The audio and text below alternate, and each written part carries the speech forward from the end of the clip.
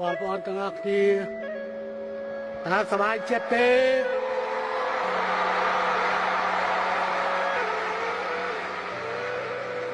តើនេះជាសមិទ្ធផលរួមរបស់ប្រជាជនកម្ពុជាមែនទេ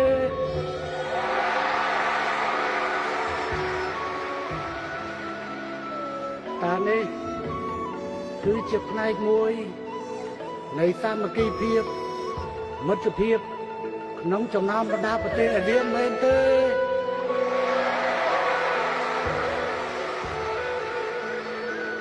តើយើងចាំចាត់តាំងព្រឹត្តិការណ៍ SEA Games នៅឆ្នាំ2043 20ឆ្នាំខាងមុខទៀតឬទេ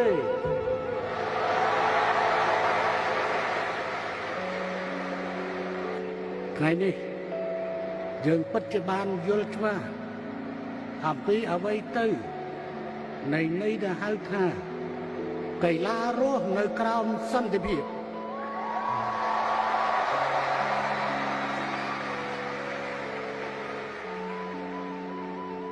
បើចង់បានការរៀបចំនៅពិធីបែបនេះតទៅទៀតចាំបាច់ណាស់ត្រូវរួមជាមួយរាជរដ្ឋាភិបាលការពារសន្តិភាពឲ្យខាងតែបាន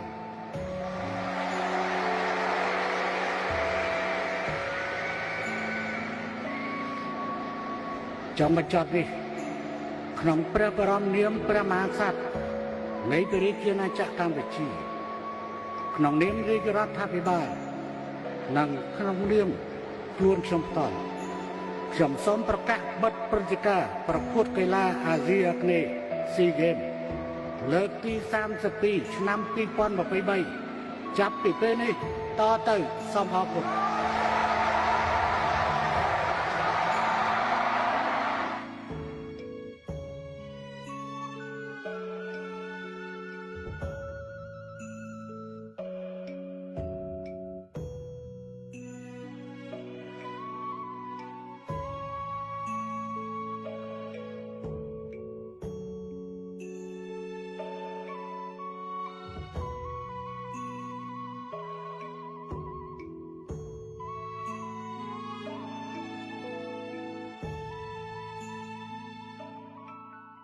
SEA Games នៅកម្ពុជា